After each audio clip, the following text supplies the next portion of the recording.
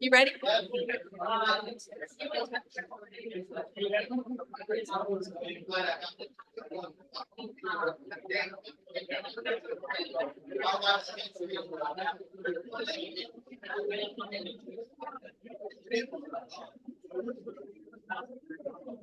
Good afternoon, everyone.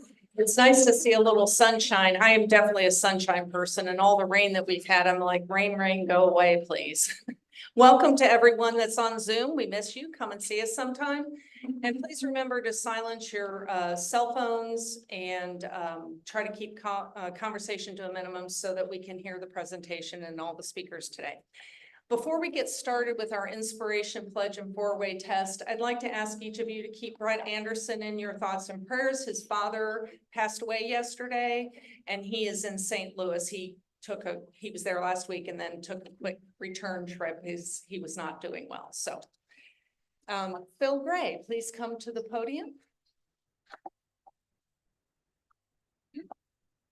And we're going to do the pledge and four-way test first. I pledge allegiance to the flag of the United States of America and to the republic for which it stands, one nation, under God, indivisible, with liberty and justice for all. The four-way test: is it truth? Is it fair to all concerned? To build goodwill and better friendships would be beneficial to all concerned.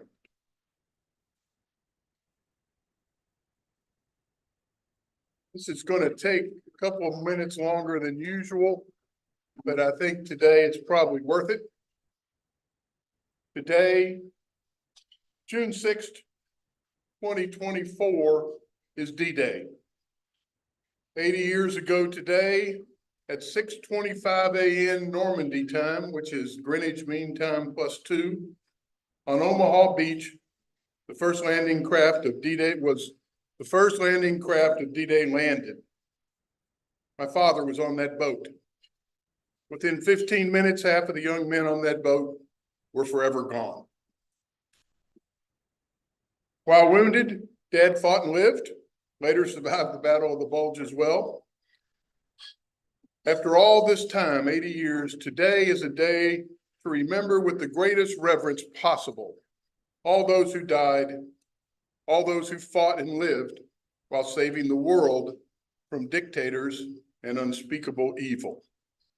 In 1867, John Stuart Mill wrote, "Bad men need nothing more to compass to their ends than that good men should look on and do nothing." On June 6, 1944, good men and women said enough and backed it up with their lives. Nearly 160,000 Allied troops landed on the beaches of Normandy on D-Day, made up of major forces from the United States, the United Kingdom, Canada, and 12 other Allied nations. Some 23,400 airborne troops jumped into Normandy from 822 aircraft and gliders on the evening of June 5th and early morning of June 6th. Included in that number were 13,400 American paratroopers from the 82nd and 101st Airborne, who jumped behind the beaches of Normandy. Those men, defying gravity, suffered 2,500 casualties. Over 34,000 Americans came ashore on Omaha Beach alone on June 6th, but it was the first waves that suffered the huge casualties. As my father told me, at the end of the day, on D-Day, you could not take a step on Omaha Beach without stepping over or around a dead American soldier. The Allies attacking the beaches suffered over 10,300 total casualties, killed, wounded, and missing, of which approximately 2,400 were on Omaha alone. They called it Bloody Omaha. This does not include the thousands of airmen, pilots, and soldiers killed during training or while destroying the German positions and German Luftwaffe in the spring of 1944 in preparation for the invasion of France. Today, we remember all those that were involved in the lead up to and the execution of D-Day, those that fought and lived, and those that gave their lives 80 years ago. Their actions led to the defeat of the dictators and saved the world and allowed America to remain a shining example of freedom to the world. There's nothing we can do for the men of D-Day now. It is our job to remember and honor their sacrifice by making sure we don't ever lose our freedom. One of the greatest tributes to fallen soldiers of World War II was given by Rabbi Roland B. Gittleson in 1945 at the Iwo Jima Cemetery. His words, while made to honor those who died at Iwo Jima, rang true for every soldier, no matter in what theater they died. These are his words from 1945. Here lie men who loved America because their ancestors generations ago helped in her founding, and other men who loved her with equal passion because they themselves, or their own fathers, escaped from oppression to her blessed shores. Here lie officers and men, Negroes and whites, rich men and poor together. Here are Protestants, Catholics, and Jews together. Here, no man prefers another because of his faith or despises him because of his color. Here, there are no quotas of how many from each group are admitted or allowed. Among these fallen men, there is no discrimination, no prejudice, no hatred. Theirs is the highest and purest democracy. Thank you, Phil.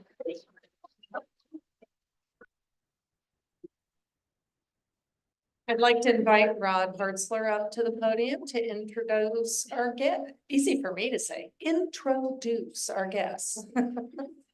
Nice team. Well, welcome to all today. It's a beautiful day. Have several guests to introduce. First, we have one visiting Rotarian, Chuck Dean from Dean, Florida Club. Hi, Chuck. Okay. Bill Wilson, do you want to introduce our guest, your guest? My pleasure to introduce Jonathan Taylor, who's Jonathan, President and CEO of his own financial investment company. He's also a former UK basketball player. He's 6'8", hard. He played on the Sun and Casino, and his daughter, I might add, in 2015, and his son in 2014 was runner-up for this basketball. But the most important thing I can say about Jonathan is he loves service, so we're trying to convince him to visit the club and see his service at that. Good deal. Yeah, thank you. Great. Sharon Reed has a guest right in the middle.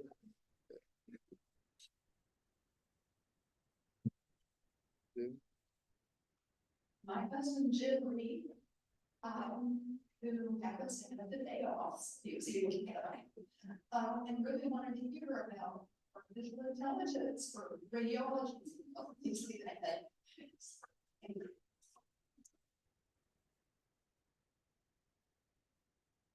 And Jenny Schnurr has two guests to introduce. Everyone, so we've been talking about Rotary Mixer events for a while. I met two lovely individuals in Rotary Mixer on Friday who decided to join us. So this is Sharon Jones, he's a photographer, and I got to see some of his photography because he has business cards with different pictures on the back, which is really cool.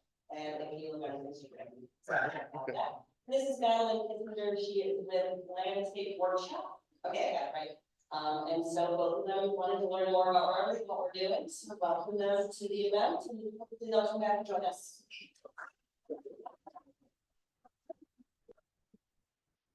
Thank you all, and we hope you'll continue to join us for many more Rotary meetings. Thank you, Rod. I'd like to invite Cheyenne McBride up to the podium with the gambling portion of the meeting.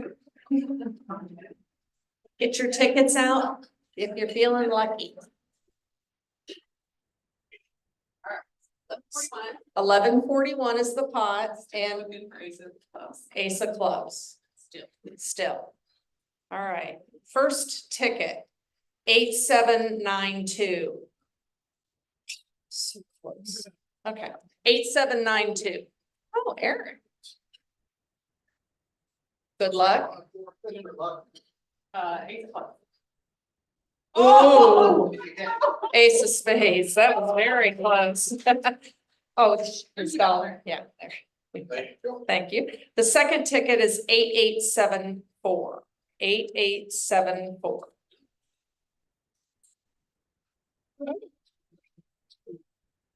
You're getting to be a regular up here, Bill.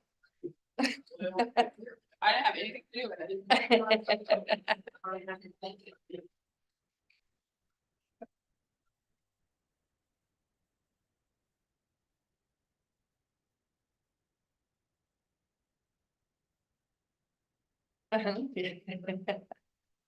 Pick the card, any card.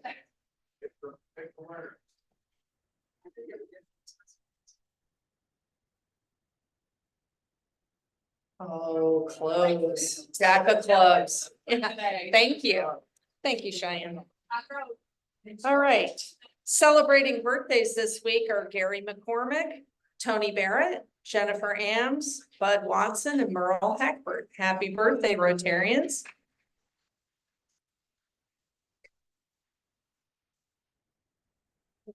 Our pollinator committee is having their spring cleanup this Saturday at 9 a.m. See Judy Worth, Jake Grace, or Harry Reichert. Oh, I lied. Okay, not this Saturday. Next Saturday, what is that date? June 15th. So see Judy, Jake, or Harry if you want to help out. They do a tremendous job and they'd like to get more Rotarians involved that enjoy working in the outdoors. Town branch raffle tickets are available now and on sale. The funds raised will go to our commitment to town branch for the plantings in the Children's Adventure Playground. And I guess I really should call it Gatton Park for town branch or something like that. Okay, because of that huge donation. So we'll have people at the check-in table. It's a gift smart. We have a QR code. Tickets are $50. We have some great prizes. So hopefully you'll participate. The drawing will be July 25th, I believe, at the noon meeting. I would like to invite John Myers up for our newest member, Abby Piper, to do an introduction. She's transferring from the Louisville Club.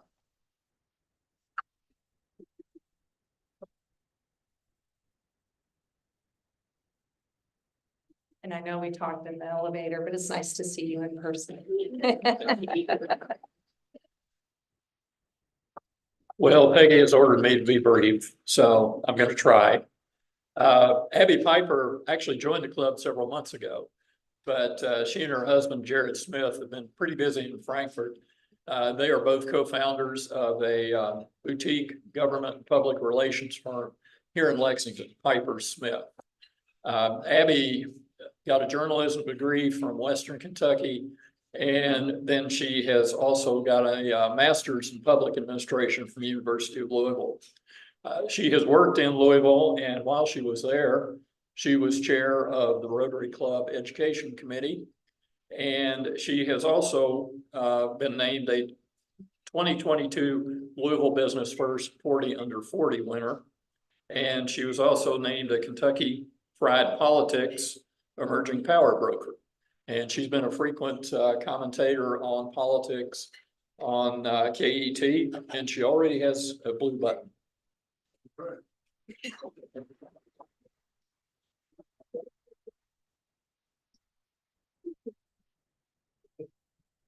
Don't forget to sign up for the Kentucky Championship that we are again participating as the evacuation committee. We need a lot of volunteers because we will have to provide volunteers from Monday through Sunday. We should have information on that. We'll talk, it's in your weekly email. Now I'd like to invite Pam Goodwin up to the podium to introduce our speaker.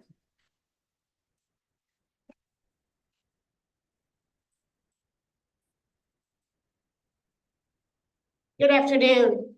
It is my distinct pleasure to introduce our speaker today.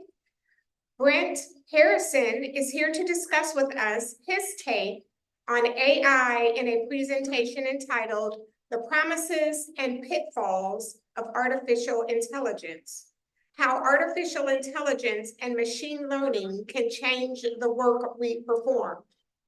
Mr. Harrison is an assistant professor of computer science at the University of Kentucky, specializing in artificial intelligence and machine learning.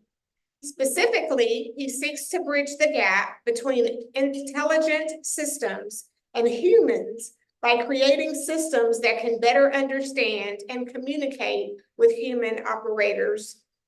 To do this, his work combines elements of natural language processing, computer vision, social psychology, and many others. He is also interested in determining how to foster trust between humans and AI systems.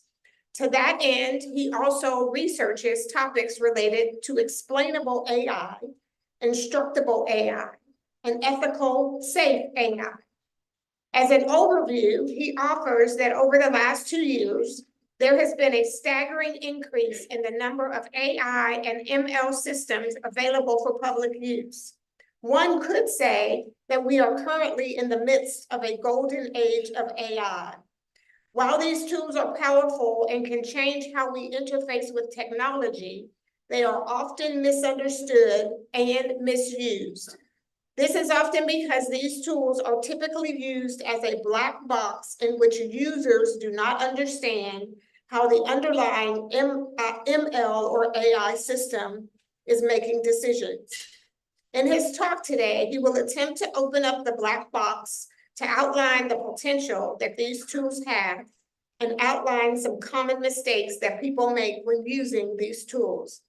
Please give a warm Rotary welcome to Professor Harrison.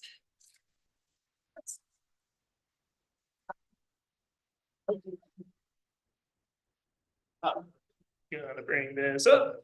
Hi there. Yes, I love it when people do that. So my name is Brent Harrison. I'm an assistant professor and on July 1st, associate professor of computer. Yeah. Thank you. Of computer science at the University of Kentucky. And this is my talk. So when I was originally trying to structure this, I like for all of my talks to be very accessible. And so I like for them to have kind of a structure to them. I find that that makes the information easier to process. And I was going back and forth about how to structure this one when I remembered a TV show from my youth. I remember when I was real little, I liked this show called The Animaniacs. I don't know. Okay, good. Some people remember that. Hulu put out a revival, but they had a segment on that show that was called Good Idea, Bad Idea. And it was kind of funny, and what it would do is give you a rather comical situation, and it would say, hey, here's a good thing to do in that situation, and here's a bad thing to do. And the more I thought about that, I thought, oh man, I can use that to structure a talk. So, bam. Welcome to my talk, Good Idea, Bad Idea with Generative Machine Learning. All right. So first off, a little bit more about me. So the introduction was just absolutely fantastic.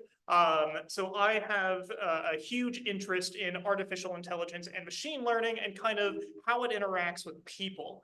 And this, I think, is especially important right now because what I'm seeing is that a lot of these systems that are incredibly powerful are being pushed towards people without us actually thinking, how are people going to use this? And then, shocker, we get surprised when people misuse them or draw incorrect conclusions. And so I feel like my work is especially relevant right now because I'm asking the questions that people aren't asking, but probably should be.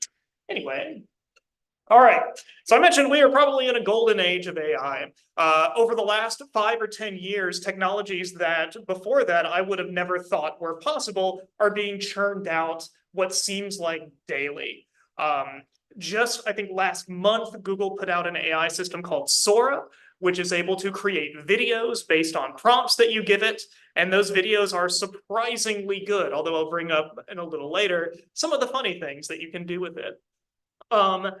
Now, the history of AI is kind of interesting. I find it kind of fun to study from time to time because we've seen these kinds of golden ages occur off and on through the last like 40 or so years, actually at this point, 50 or so years that AI has been about. And typically how the cycle goes is you see unbridled optimism with this technology, only for it to come crashing down when people realize its limitations.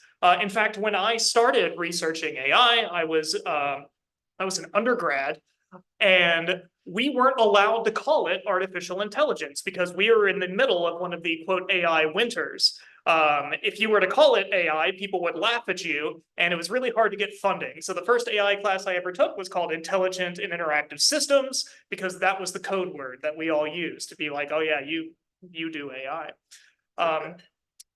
However, one of the issues that I've seen is with these new technologies is that oftentimes there is a question of how exactly should I best use this. In fact, even recently, like past year, I've been asked this question a lot. It's like, I've seen X, Y, and Z technology. How exactly do I use this? And that's a very, very good question to ask.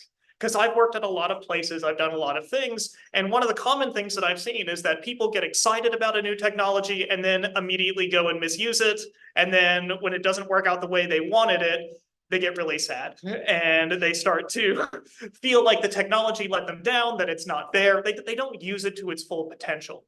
And so what I'm trying to do here today is, in one way, demystify what exactly AI and machine learning happens to be and what it can do. But hopefully in doing this and kind of taking some of the sheen off of it, I'm hoping that I can empower all of you to be able to more, to better find ways to integrate this into your work, into your personal life, into whatever really you want it to do. And so what I'm going to focus on, and this is, I think, the biggest, the easiest way to figure out what exactly AI is capable of, is to focus on limitations and capabilities of various systems. I like to keep these talks relatively brief because personally, the best part of these for me is the discussions and the questions afterwards. I find that's the most useful. So what I'm going to do today is I'm going to go over 2 technologies in particular. These are 2 that over the last 2 years, I think they've had probably the biggest impact on kind of the state of things. And so those 2 are, I've got Midjourney here. This is actually an example of a broader approach to generating images based on text.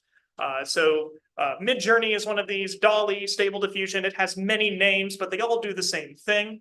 And the other one that I'm going to talk about is the one that maybe many of you are already familiar with, but that is ChatGPT, GPT, language transformers, all of these systems that are meant to generate text according to some prompt. And so what I'm going to do is talk about kind of how these things work at a very, very high level. Although if anyone wants to know the low level stuff, I'd be happy to talk afterwards. And then go over some kind of common issues that I've seen people fall into when using these technologies, and then give some suggestions about how to maybe better use these. And so we'll start with Stable Diffusion. So this is Midjourney. This is a set of approaches that are meant to generate images based on some prompt. So you describe a thing, and this system will come up with an image of that thing. And it's incredibly powerful. And what's notable is that it's incredibly accessible. So Stable Diffusion is nice because you can run this on a laptop without very much power at all. And this is how it works. I love this slide. Because this is actually how it works. Now, as you can see, it's very, very complicated. And I'm not going to go through each of these individual things. So I think a better way to think about how it works is this quote, which has been misattributed to George Bernard Shaw. So it's kind of an old joke. How do you carve an elephant? Easy. You just get rid of everything that's not an elephant. And then what do you have left? Elephant. Now, while that is kind of amusing, it is exactly how Stable Diffusion works. What it does, what this big complicated network is doing, is starting with random noise, an image that is nothing, and it is slowly but surely removing that noise until all you have left is the thing that you prompted it to do. So this is an example of Stable Diffusion in real time, generating flowers. So it's simply, is there a color involved? No, this is just saying, generate for me a flower. It's actually very impressive at a technical level of how it works, but at a high level, this is really all you need to know. It's starting from nothing and going to something. Now, a common theme of this talk, and something that we'll see when we get into some of the examples of what's going on, is that these systems can't reason. And that's one of the biggest pitfalls of Stable Diffusion, of ChatGPT, is that people like to attribute intelligence to this. It's not really intelligent. It doesn't actually reason about the thing that you're asking. What it's doing is it's trying its hardest to produce something that looks right. And so here, that is what's happening. That's what's happening. It's taking noise away to make something that looks right. Now, these systems are very, very powerful. This is an example. This was based on a prompt of asking Stable Diffusion to generate a picture of a dog holding a flower in its mouth. And you can give it different styles to affect how it would actually go about and generate it. So standard, anime style, Pixar. I like the Pixar one, giant eyes. All this to say, the systems are very, very good. And even in the last 2 years, well, no, these have been around longer than 2 years, they've gotten more and more powerful. So these images are rather old at this point. And some of the problems that we've had with older versions of Stable Diffusion are gone now. So they are incredibly versatile, a lot of different ways that you can use them. So now we move on to good idea, bad idea with Stable Diffusion. Now, I like this picture too. It was also generated by Stable Diffusion. So the bad idea, and this is the biggest place that I've seen people run into problems, just use the output it gives you, lol. The problem with this is that while Stable Diffusion is powerful, while DALL-E can make these very, very nice images, chances are it's not going to be perfect. There are always cracks that tend to show in the images that it generates. One of the very early problems that people had with these systems was hands. Anyone like to count the number of fingers that are involved here?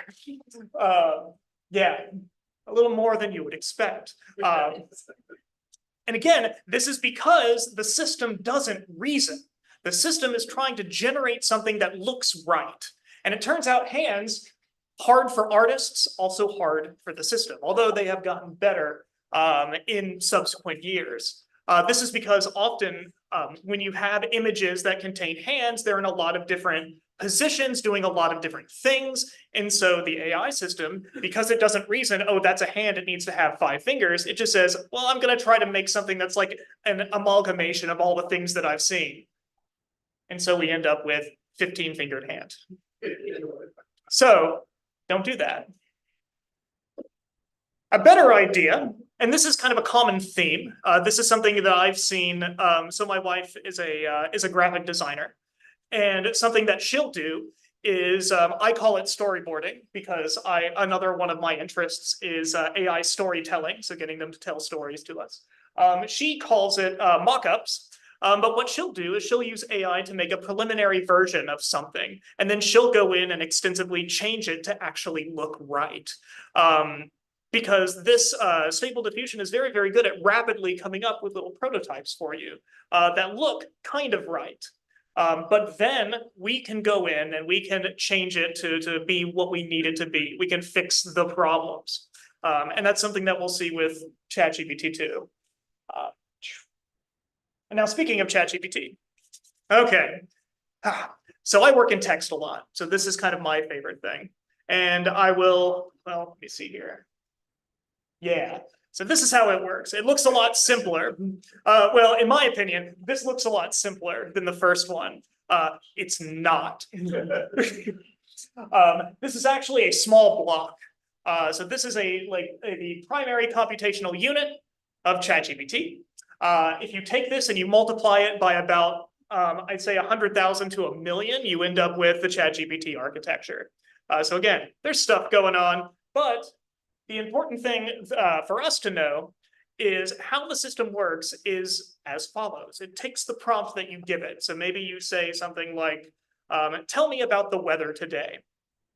It's going to take that sentence and it's going to encode it as a series of numbers, fixed length series of numbers. What do those numbers mean? I don't know. And really nobody does, but they're supposed to encompass what that prompt said. What is the weather like today? That is the encoding process. Then a separate network, and if we go back here, that's the decoder. That is going to take those random series of numbers, and it's going to translate it back into another thing of a string of text. So it might be, it's sunny outside. Now, what's noticeably missing in that description is anything actually related to the weather and checking what the weather is outside. What it's doing is it's essentially going through its training corpus and saying, how, in everything that I see that mentions the weather, what's that text look like? I'm going to take that and I'm going to try to regurgitate something that kind of looks like that. And that ends up being the big problem with ChatGPT, but we'll get there. Oh yeah, you're not going to be able to read this. Okay, don't try to read this. Story time with Brent. The very first time I saw this system, I was at a, it was in December a couple years ago. I was at a big research conference for the government, and a guy giving a talk used to work with DreamWorks. He worked on the Shrek movies. He jokingly said, one of my first jobs was trying to make the romance between a donkey and a dragon seem believable. And I thought that was funny. But then he showed us ChatGPT, which had just come out maybe a month or so before that. And he typed in the prompt, write for me a believable romance about a donkey and a dragon.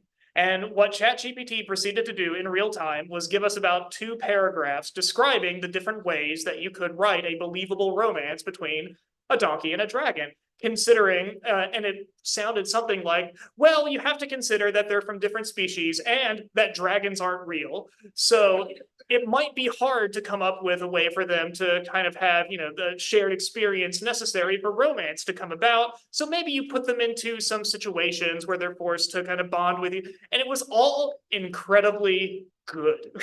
Like the fact that at that point, I think everyone in the room was kind of convinced that, oh, well, this might actually know what it's talking about. Since then, we know better, but at the time, very, very impressive. One place that me personally, I happen to see this get a lot of use is in coding. So I'm a professor at the university. One of the things that we started to find after this kind of went a little mainstream was that suddenly I had students coming up and saying, hey, I had trouble with this assignment. I couldn't get ChatGPT to do it for me. What's up? And I had never heard of this. So I was like, okay, what's going on? It turns out ChatGPT surprisingly good if you ask it to write for me a program that does X at writing you code that will do X. This is an example of a piece of Python code that just capitalizes words. And it is accurate. That will work. But again, not actually reasoning about stuff. So now, good idea, bad idea with ChatGPT. Boom.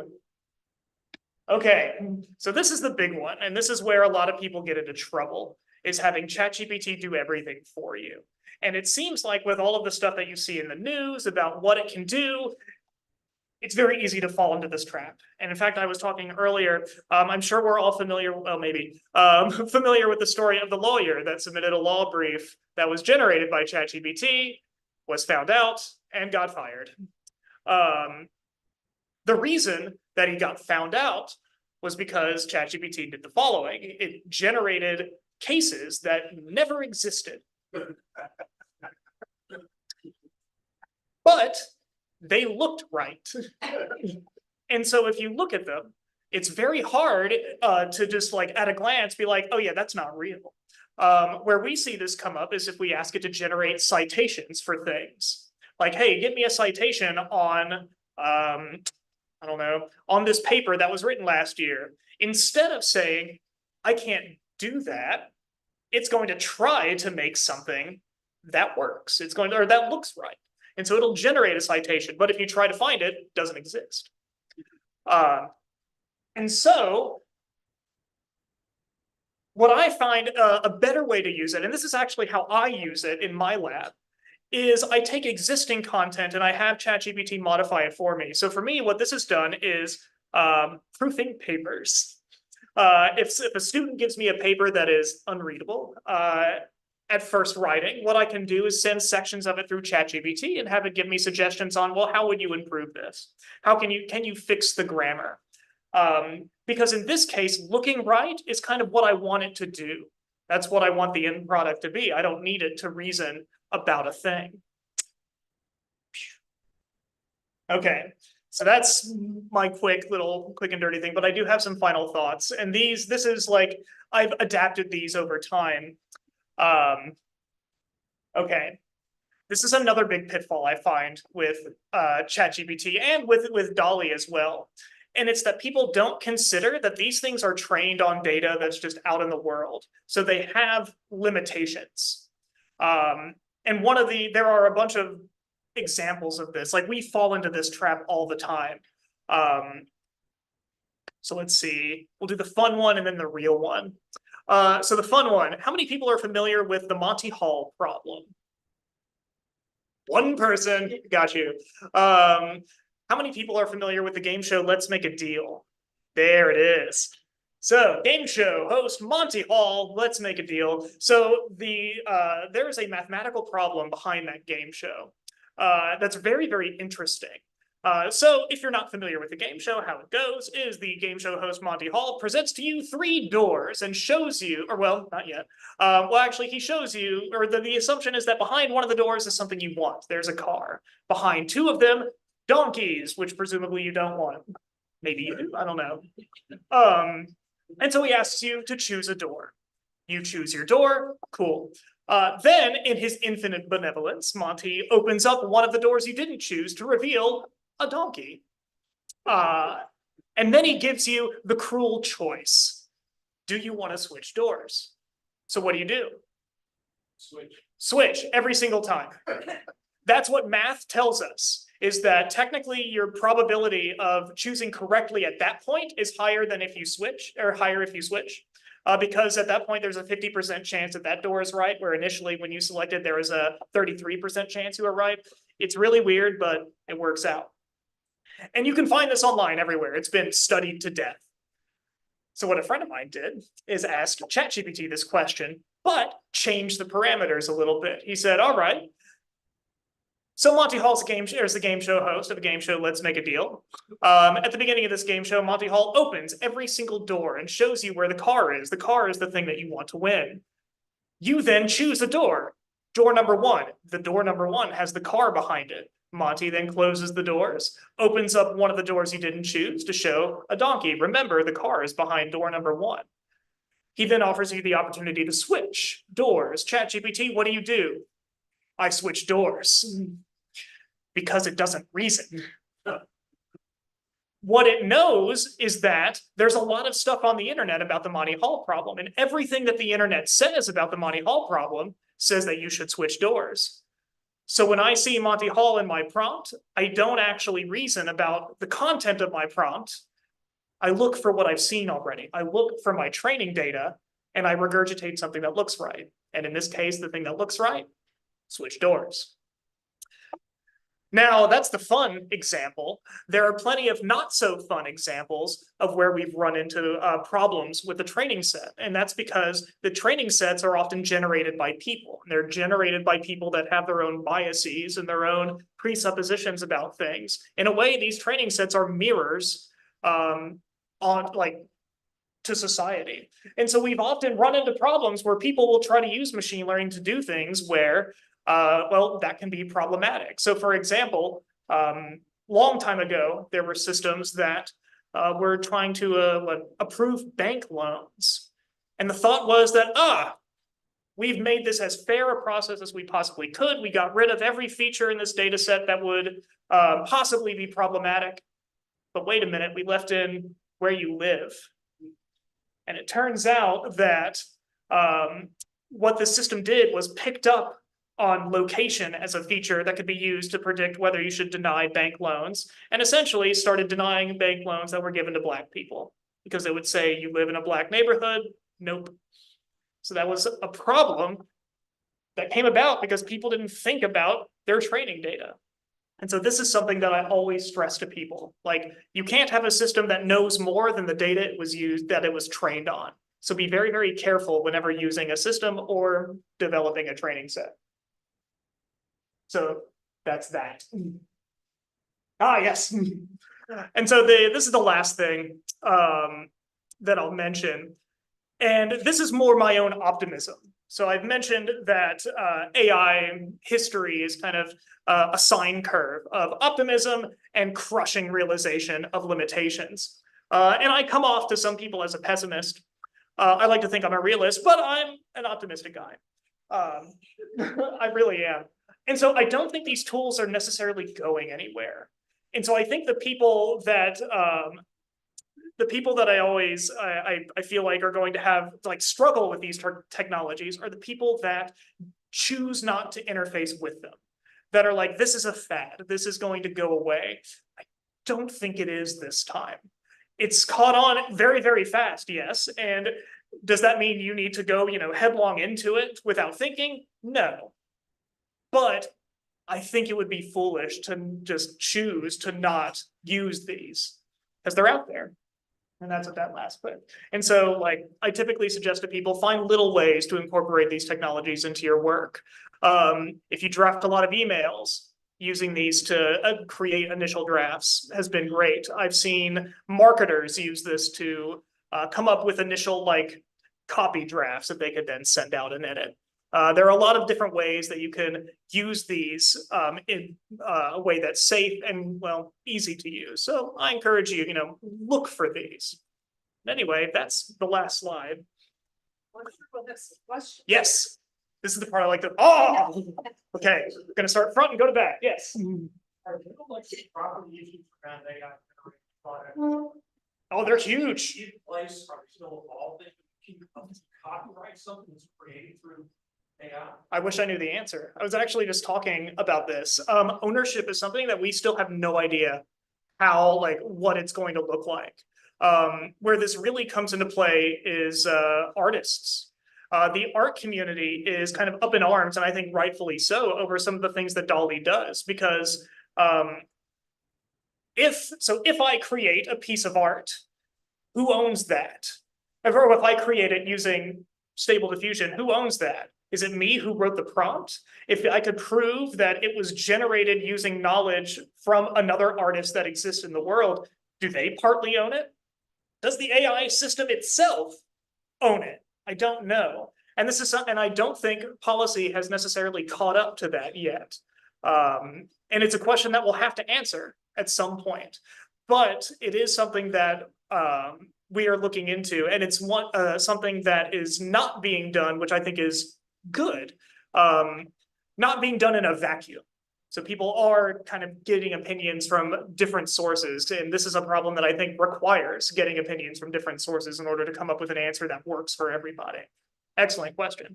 Yep. Understand these things, all those very compensated. So you don't need to. You don't need to. So like understanding the big complicated we'll use this one. Understanding that isn't really necessary. To use it at a basic level, so you could go right now to, I think it's like chat.google.com or something, type in a prompt, a very easy one, and get an output. The important things to understand are what it can't do. So asking it things about current events, tricky, because its training set stopped at like September 2020 or something. So asking it about that, really difficult. Asking it to go find things out in the world for you, that's hard.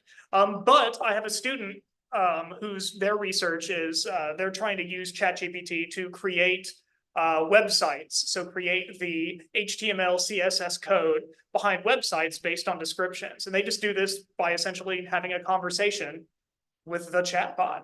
So yeah, you don't need to go into all of this, just have a vague idea of what it can't do. Yeah. I think you misunderstood. Oh, question. sorry. Answer, Yeah. but his question was the electricity. Very good. required process.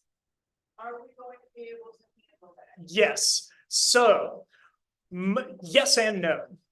And then yes again. So yes, in that most of the times with these, we are not retraining them. So we trained them once and they stay where they are. And so using them on that front doesn't actually draw a lot of power. So for as big and complicated as this model is, the really complicated part comes when you're training it, when you're having to go forward through the network and then backward through the network to update all of its weights and get it to do what you want it to do. That typically happens millions and millions of times and can take days, months of training and a lot of power. If I'm just using this, oftentimes you get the answer fraction of a second, doesn't take very much power. So that's the initial yes. The no is in, as the models get bigger, the training times get bigger, that's where you run into power issues. And so for mere mortals like you and me, training is pretty much strictly prohibitive. Big companies like Google, Amazon, Facebook, they have access to the power necessary to do this, but oftentimes we don't. So that's the no. The yes again is there's an interesting brand or a field of research in environmentally safe AI, which is looking at how to create a training process that minimizes power usage. So that's something that we've seen some advances in. It's still, in my view, prohibitive for someone who doesn't have access to just, a huge computing cluster, but it's definitely getting there. One last question. Oh. Do you have the ability to stay? Yeah, I can hang out. All right, I have junior high, elementary age children. Yep. And I've already had to tell them that they can't call out to Alexa to get the answer to their homework. Mm-hmm. They were shocked by it. You were talking about your student that you were going to run this paragraph through ChatGPT on his paper. Mm-hmm. What's preventing college students from writing their paper on ChatGPT? Mm-hmm. And then, what are the academic integrity issues for you all? Yep. So right now, I'll say that there's nothing stopping a student from going through and just generating a paper via ChatGPT. So we as instructors have had to come up, we've had to change the way that we assign things, because we've kind of accepted that we can put all the rules and regulations out there in the world to say, you can't do this.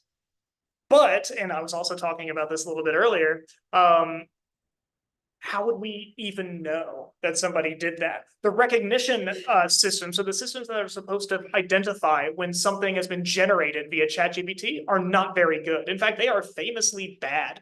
And so we don't use them. They're just not at the level we need them to be at for use right now.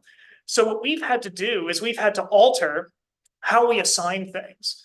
So we create assignments that are un-ChatGPT-able. So for example, in liberal arts, something that I've seen people do in English departments are kind of reflective essays. So essays where the goal is not to create something that is grammatically correct, but it's to kind of like reason through what's going on in a passage and talk about your own response to it and motivate that. Because that's something that ChatGPT can't really recreate. And if it tries, and believe me, I've seen students try, it's very obvious when that occurs. For me, I also teach a lot of theory classes, and I've been lucky in that in computer science theory. So if I ask ChatGPT to do a proof for me, it's very, very bad at doing proofs. So it actually can't do that. But something else, I'll just kind of finish with this, that I've been encouraging students to do is use it to write code, because I think this is not necessarily a bad thing. So I've been encouraging them, yes, if you can find a way to use it to make your life easier, do it. But understand, it probably won't give you the right answer when you first start. So be prepared to have to alter it. And it's really in that altering that I think the lesson kind of is. It's like, if you're able to recognize that this isn't right the first time, like that's good. That means They have to understand it at a high level. Exactly. So I think that's not necessarily a bad thing. Yeah, cool.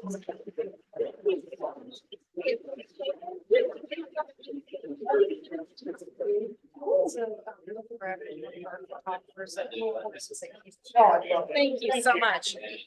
Thank you, Judge Goodwine, for the introduction, and thank you to Dr. Harrison. He will stay to answer any additional questions, and enjoy the rest of your afternoon. We're adjourned.